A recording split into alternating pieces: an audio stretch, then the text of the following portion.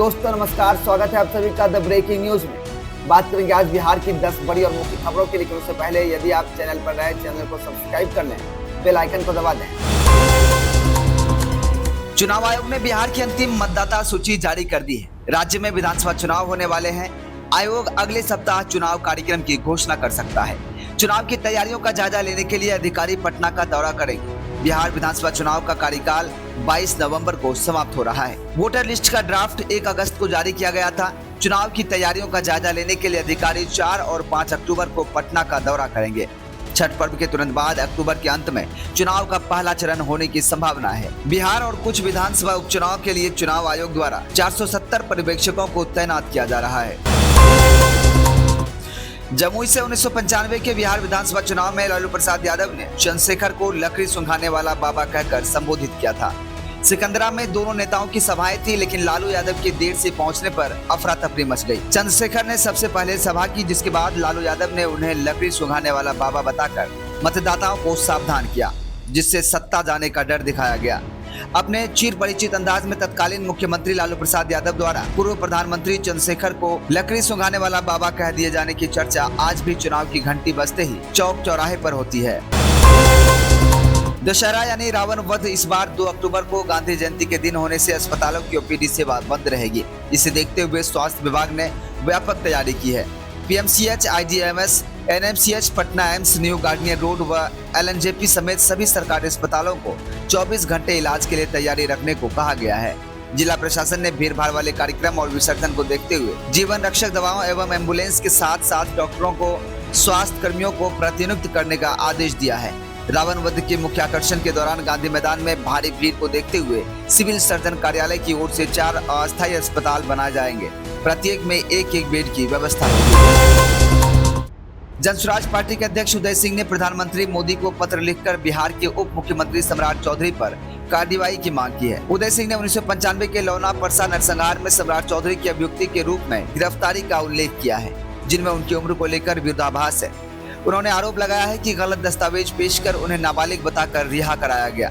Party के सूत्रधार प्रशांत किशोर ने सोमवार को ही प्रेस वार्ता कर कहा था कि इस मुद्दे पर प्रधानमंत्री को पत्र लिखा जाएगा। हालांकि इस बीच चुनावी शपथ पत्रों के आधार पर भाजपा की ओर से उदय सिंह की उम्र में भी घटलौती का आक्षेप लगाया गया है।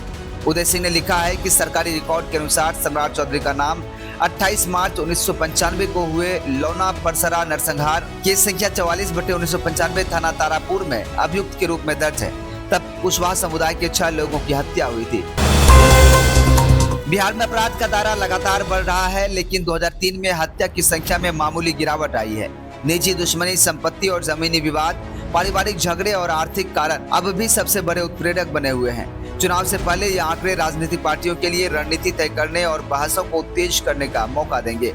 हाल ही में नेशनल क्राइम रिकॉर्ड्स ब्यूरो द्वारा प्रकाशित आंकड़े बिहार की कानून और व्यवस्था की स्थिति अलग ही कहानी कहते हैं। ये मिश्रित आंकड़े दिखाते हैं कि बिहार में हत्या की घटनाओं की संख्या थोड़ी घट गई है, लेकिन वहीं कुल अपराध दर बढ़ी है। भोजपुरी फिल्मों के एक्टर और गायक पवन सिंह ने मंगलवार को एक ट्वीट कर अपनी हालिया मुलाकात की तस्वीरें साझा की है। उन्होंने उपेंद्र कुशवाहा, भाजपा अध्यक्ष जेपी नड्डा और गृह मंत्री अमित शाह से मुलाकात की और अपनी तस्वीर को सोशल मीडिया प्लेटफॉर्म पर शेयर किया। पवन सिंह ने कहा कि प्रधानमंत्री नरेंद्र मोदी और मुख्यमंत्री नीतीश कुमार के सपनों का बिहार बनाने में वो पूरी ताकत से काम करेंगे। ट्वीट के साथ साझा की गई तस्वीर में पवन सिंह और राष्ट्रीय लोक जनता दल के प्रमुख उपेंद्र कुशवाहा मुस्कुराते हुए नजर आ रहे हैं। तस्वीर शेयर करते हुए उन्होंने लिखा कि जातिवादी राजनीति के पोषकों के दिल पे आज ये फोटो देख के सांप लौट रहा होगा, लेकिन जिनके दिल में विकसित बिहार का सपना बसता है वो कब तक एक दूसरे से दूर रह सकते हैं।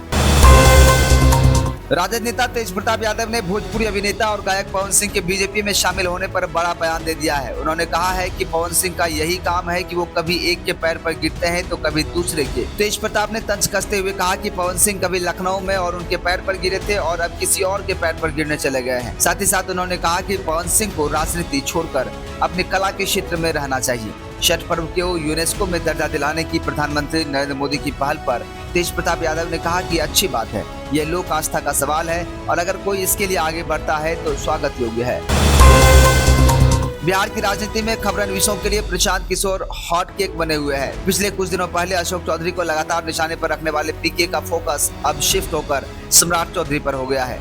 जाहिर है कि पीके ने बिहार विधानसभा चुनाव का माहौल को गर्म कर दिया है। राहुल गांधी और तेजस्वी यादव की वोटर्स अधिकार यात्रा ने वो सनसनी नहीं मचाई जो पीके के भ्रष्टाचार वाले आरोप ने कर दिखाया है। जनसुराज पार्टी के संस्थापक ने जिस तरह एनडीए नेताओं पर भ्रष्टाचार और आपराधिक मामलों के आरोप लगाने का सिलसिला चला रखा है, वो बिहार की राजनीति को तोड़ मरोड़ कर रख दिया है। पीके ने जेडीयू मंत्री अशोक चौधरी पर पहले 200 करोड़ की अवैध संपत्ति अर्जित करने का आरोप लगाया। उन्होंने दावा किया कि चौधरी ने अपनी बेटी संभवी चौधरी की शादी के बाद परिवार और ट्रस्ट के नाम पर जमीनें खरीदी हैं, जो बेनामी है। पीके ने दस्तावेज दिखाकर कहा कि यह मनी लॉन्ड्रिंग का मामला है। भोजपुरी सुपरस्टार पवन सिंह का घर वापसी का रास्ता साफ हो गया है। राष्ट्रीय लोक मोर्चा के अध्यक्ष उपेंद्र कुशवाहा से मंगलवार को पवन सिंह ने उनकी दिल्ली आवास पर जाकर मुलाकात की। इस दौरान पवन सिंह उपेंद्र कुशवाहा के गले मिले और पैर छुए। माना जा रहा है कि दोनों के बीच सारे गिले शिकवे मिट गए हैं। पवन सिंह ने 2024 के लोकसभा चुनाव में उपेंद्र कुशवाहा के खिलाफ बिहार की काराकाट संसदीय सीट से निर्दलीय चुनाव लड़ा था। पवन सिंह के चुनाव लड़ने के चलते उपेंद्र कुशवाहा चुनाव हार गए थे। इस बात की नाराजगी कुशवाहा ने सार्वजनिक रूप से जाहिर की थी, जिसके बाद भाजपा ने उन्हें राज्यसभा भेजा था। बता दें, आज बिहार के ज्यादातर जिले में आसमान में बादल छाए रहेंगे। सुबह से ही हल्की ठंडी हवाएं चल रही है, लेकिन दोपहर तक तापमान 33 से 35 डिग्री सेल्सियस तक पहुंच सकता है। उमस बनी रहेगी और लोग गर्मी का असर महसूस करेंगे। दोपहर बाद और शाम के समय पटना, गया, भागलपुर समेत कई जिलों में हल्की बारिश और गरज के साथ बारिश के आसार हैं। बारिश से तापमान में गिरावट आएगी और लोगों को थोड़ी राहत मिलेगी, इसलिए बाहर निकलते समय छाता या रेनकोट साथ रखें।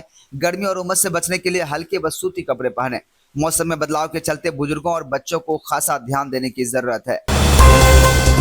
तो दोस्तों, ये थी आज की बिहार से जुड़ी 10 बड़ी और मुख्य खबरें। इन सभी खबरों में से कौन सा खबर आपको सबसे अच्छा और काम का लगा, कमेंट करके जरूर बताइएगा। साथ ही साथ चैनल पर नए चैनल को सब्सक्राइब कीजिएगा, वीडियो को लाइक कीजिएगा, ज्यादा से ज्यादा शेयर और सब्सक्राइब जरूर कीजिएगा।